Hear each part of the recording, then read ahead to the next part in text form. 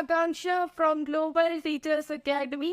आज हम बात करेंगे बाबरी मस्जिद की जो कांड हुआ था उस बारे में। तो बाबरी मस्जिद जो है 1990 के दशक में बहुत ही फेमस बन चुकी थी, क्योंकि हिंदू लोग इस चीज के लिए परेशान थे कि उन्हें वहां राम मंदिर बनाना था। वहीं मुस्लिम्स इसलिए परेशान थे क्योंकि वो चाहते थे कि बाबरी मस्जिद बरकरार रहे। तो बाबरी मस्जिद का जो निर्माण हुआ था वो 1527 में बाबर के समय एक मीर बाकी नामक व्यक्ति ने करवाया था। तो बाबरी मस्जिद का निर्माण किसने करवाया था? मीर बाकी ने करवाया था। इसके बाद हम बात करते हैं कि जो 1990 का दशक था भारत में, उस समय यूपी के अयोध्या में स्थित बाबरी मस्जिद एक दिन अचानक 6 दिसंबर 1992 को भगवान राम की जन्मस्थली यानी कि अयोध्या, वहां पे मंदिर निर्माण की सांकेतिक नींव डाली जानी थी। और वहीं पे उमड़ी भीड़ ने क्या किया कि बाबरी मस्जिद को गिरा दिया और कुछ कार सेवकों ने मस्जिद के 3 गुंबदों को गिरा दिया। कार सेवक यानी होता है वॉलंटियर्स, और हिंदी में बात करें तो कर यानी हाथ और सेवक यानी सेवा करने वाले, हाथों से सेवा करने वाले, और जो उस सेवा के पैसे नहीं लेते हैं और निस्वार्थ भावना से जो सेवा करते हैं वो कहलाते हैं कार सेवक या फिर वॉलंटियर्स।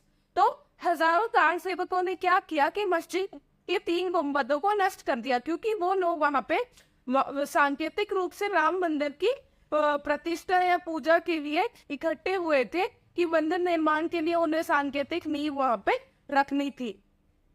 अचानक से कुछ कार सेवक जो है मस्जिद पे चढ़ गए और मस्जिद पे चढ़ने के बाद में उन्होंने मस्जिद के 3 गुंबदों को नष्ट कर दिया।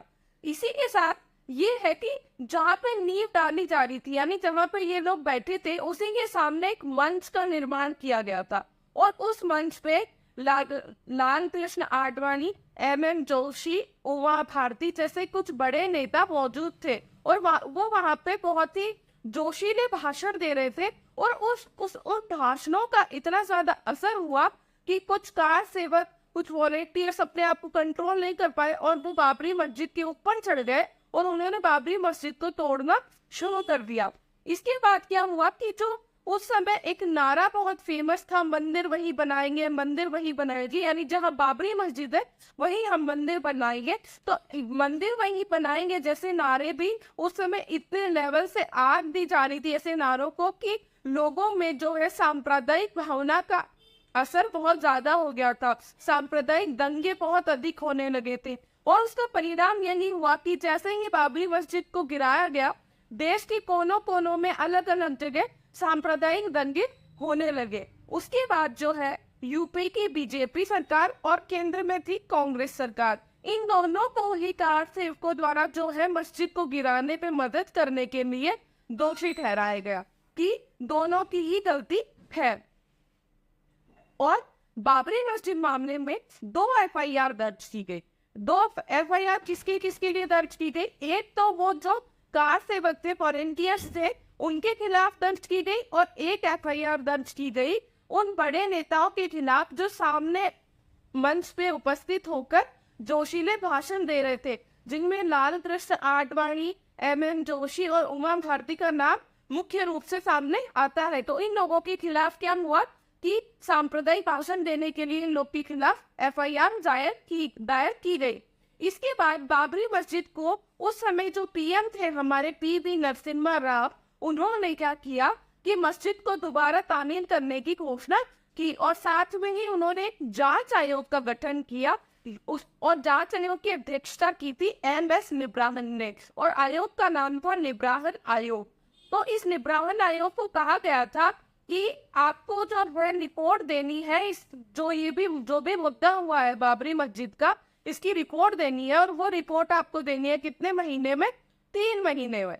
लेकिन निब्राहन आयोग को उस रिपोर्ट को देने में कितने साल लगे थे? तो उन्हें लगे थे 17 साल, और इन 17 साल में यानी इन 17 ईयर्स में 48 टाइम्स इनका कार्यकाल बढ़ाया गया था। जो कार्यकाल 3 महीने का था उसे 17 साल तक बढ़ाया गया था, यानी कुल 48 टाइम्स बढ़ाया गया था। और फाइनली 30 जून 2019 को 13 जून 2019 को 9 को इन्होंने अपनी रिपोर्ट जो है गृह मंत्रालय को सौंपी, और इस रिपोर्ट में इन्होंने कहा कि यह साजिश थी, यानी मस्जिद को गिराना एक साजिश थी, और जो साजिश में शामिल लोग हैं उनके खिलाफ मुकदमा चलना चाहिए। तो सोचिए कि जो चीज 3 महीने में ही हो सकती थी वो 17 साल में हो रही है। उसके बाद कि अब हम बात करेंगे कि बाबरी मस्जिद को लेके अब तक क्या क्या हुआ है हमारे देश में, उनको बाबरी मस्जिद को लेके कौन कौन सी चीजें हुई है। तो अक्टूबर 1993 में सीबीआई ने आडवाणी, जो उस समय पे केंद्रीय गृह मंत्री थे, उन पर साजिश का आरोप लगाया और उन पर क्या की चार्जशीट दायर की। चार्जशीट दायर करने के बाद 7-8 साल तक फिर कोई उस बारे में कोई बात नहीं हुई। मई 2001 में कोर्ट ने आडवाणी, जोशी और उमा भारती को क्या किया, उनके खिलाफ कार्रवाई बंद हो गई, यानी 2001 में एक बार के लिए मैटर ही बंद हो गया। और उसके बाद सितंबर 2010 में, यानी फिर से 9 साल बाद, इलाहाबाद हाई कोर्ट ने विवादित क्षेत्र को 3 पार्ट्स में डिवाइड कर दिया। यानी 2010 में फिर एक बार फैसला आया और इस बार इलाहाबाद हाई कोर्ट ने फैसला दिया और जो विवादित भूमि अयोध्या की उसको 3 पार्ट्स में डिवाइड कर दिया और 3 लोगों में बांट दिया। किस किस को दिया? एक रामलला का मंदिर बनाने के लिए एक रामलला को दे दिया, एक निर्मोही अखाड़े वालों को दे दिया और एक सुन्नी वक्फ बोर्ड को दे दिया। यानी 3 लोगों को दिया, रामलला, निर्मोही अखाड़ा और सुन्नी वक्फ बोर्ड को। उसके बाद फिर से अप्रैल 2007 में सुप्रीम कोर्ट ने आडवाणी, जोशी और उमा भारती के खिलाफ फिर से क्या किया कि आपराधिक साजिश के आरोप फिर से बहाल किए, यानी मुद्दा फिर से खुल गया। जो 2001 में बंद हुआ वो 2017 में फिर से खोल दिया गया। और नवंबर 2019 में फाइनली सुप्रीम कोर्ट ने अयोध्या टाइटल सूट का फैसला ले लिया और पूरी जितनी भी विवादित भूमि है वो रामलला को दे दी गई और मुस्लिम्स को उन्होंने संतुष्ट करने के लिए 5 एकड़ का भूखंड दिया और कहा गया कि 5 एकड़ भूमि पर क्या होगा कि मुसलमानों के लिए मस्जिद बना दी जाएगी, लेकिन जो भी विवादित भूमि है वो पूरी की पूरी रामलला को दे दी गई। और उसके बाद अगस्त 2020 को मोदी जी ने जो हमारे वर्तमान पीएम है, उन्होंने मंदिर निर्माण के लिए भूमि पूजन किया। कब किया? अगस्त 2020 में। और उसके बाद जो है 22 जनवरी 2024 को राम मंदिर का हमारे अयोध्या में निर्माण